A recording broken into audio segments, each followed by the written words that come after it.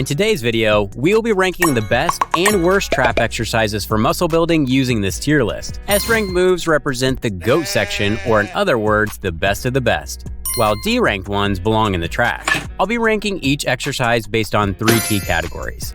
Progressive overload. This measures how effectively you can increase the weight or intensity of an exercise over time. Movement feel. The category focuses on the overall experience of the exercise, including how smooth and natural the movement feels throughout the range of motion, and especially if it has any risks in terms of injury. The third category is muscle activation, which is basically how effectively it targets and engages the muscles. The trapezius muscle is a large, triangular muscle that spans across your upper back and neck. It has 3 distinct parts, each serving a different function. Upper traps. Located on the top of your shoulders, they help with shrugging and lifting the shoulders, as well as supporting neck movements. Middle traps. Found between the shoulder blades, they retract the shoulders and aid in posture. Lower traps. Running down the middle back, they depress the shoulder blades and stabilize them during overhead movements. Most athletes focus solely on the upper traps, neglecting the other 2 parts, which is a big mistake, especially if your goal is to build a strong, functional back. Developing all areas of the trapezius not only enhances balance and strength, but also boosts performance in many exercises across the gym. My top selections will specifically target these factors.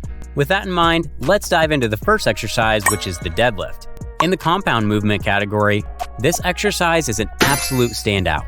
However, when it comes to specifically building the trapezius muscles, I can't say the same. It engages too many muscle groups at once. Additionally, I wouldn't recommend it for beginners, as it's quite technical. There are far better alternatives for targeting the traps, which is why I'm placing it in the B category. Next up, we have face pulls.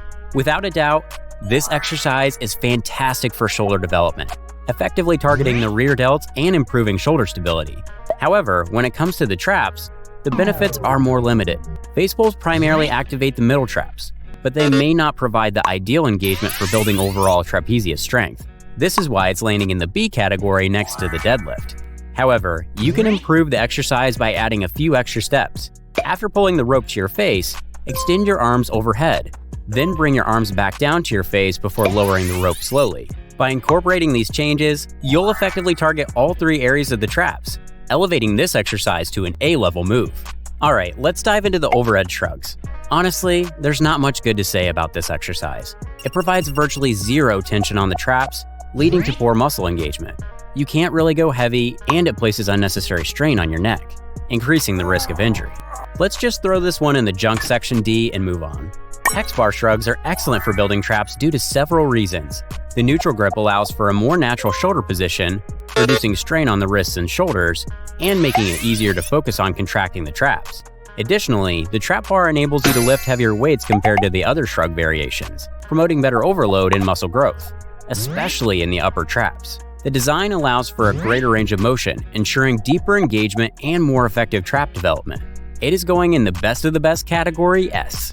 Another shrug variation worth mentioning is behind the back shrugs, which come with some unique benefits and some limitations.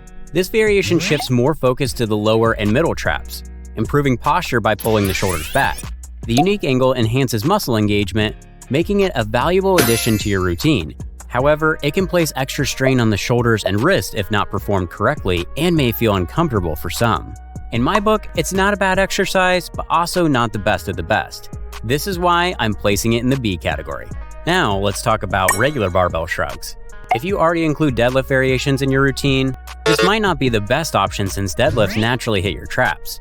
However, if deadlifts aren't a part of your program, barbell shrugs are an excellent addition to helping build trap size and strength. They allow for heavy loads and strong contractions, making them great for targeting the upper traps. This exercise is landing in the A category. The dumbbell shrug is like the barbell shrug's versatile sibling, and in my opinion, it's slightly better. With dumbbells, you can hold the weights at your sides, which isn't possible with a barbell. This reduces shoulder strain and helps target the traps more effectively. The truth is, both variations get the job done, so it really does come down to personal preference and the type of workout program you're following. It's going in the A section alongside his brother. Next, we have the upright row, which is a poor exercise for the traps due to its high risk of shoulder impingement and limited muscle activation. The movement involves pulling the barbell or dumbbell upwards, which can cause the rotator cuff tendons to get pinched, leading to pain or long-term injury. Additionally, This exercise primarily engages the front deltoids and doesn't effectively target the traps, especially the lower and middle portions. If you've seen my shoulder ranking video, you already know that I don't recommend this exercise, even for targeting the delts, due to its significant limitations. The risk of damaging the shoulder joint outweighs the potential benefit for the traps, making it a less favorable choice. For these reasons, it is going all the way down in our ranking in the D tier. Cable rows are a solid exercise for the traps and overall back development. I recommend using a wide bar and pulling it toward your chest to effectively target all three areas of your traps. While the upper traps may have slightly less activation, the middle and lower traps will definitely be engaged, making this a great addition to your routine. It is a B tier trap exercise in my opinion. Have you ever seen someone performing rolling shrugs? If the answer is yes, go and give them a gentle slap. And if that is you, just slap yourself twice. The rolling motion can lead to improper form, increasing the risk of neck and shoulder injuries. Additionally, this unnatural movement can result in poor posture and stability. In my opinion, this exercise is your one-way ticket to a physiotherapist. Let's just put it in the trash, and that is it. Let's move to the incline Y raises, which are generally not effective for targeting the traps for several reasons. They primarily focus on the deltoids and rotator cuff, leading to minimal activation in the traps. The exercise also requires careful control to maintain proper form, and it's easy to use momentum, increasing the risk of shoulder injuries. Additionally, it's difficult to use heavy weights, limiting its effectiveness for muscle growth. I won't say it's the worst thing you can do, but it definitely won't lead to massive traps. For me, it's a C tier exercise. While we're on the incline bench, let's analyze the incline dumbbell shrugs. I consider this a solid exercise that effectively gets the job done. One of the best aspects of this movement is its safety and straightforward technique, making it accessible for many. However, it does provide less activation for the lower traps. Overall, I'd rate it as a B tier move in terms of effectiveness. I want to group the next movements into one category: behind the neck exercises. In my opinion, every single one of these, whether it's a pull down, pull up, or barbell movement, it is terrible for your neck health and shoulders. Not to mention the muscle activation is far from ideal. The risks associated with these exercises simply aren't worth it in my book. Therefore, I consider all the behind the neck exercises to be D tier moves. I know I might get roasted in the comments for this, but I'm open to hearing your arguments if you disagree. T-bar rows are a favorite exercise of Ronnie Coleman, and for good reason. This movement allows you to lift heavy while providing a deep stretch for your muscles, effectively targeting your entire back. Just be sure to maintain proper form to avoid any strain on the lower back. This one is landing in the A section. The farmer's walk is an underrated exercise in my opinion, mainly because I don't see many people talking about it or incorporating it into their routines.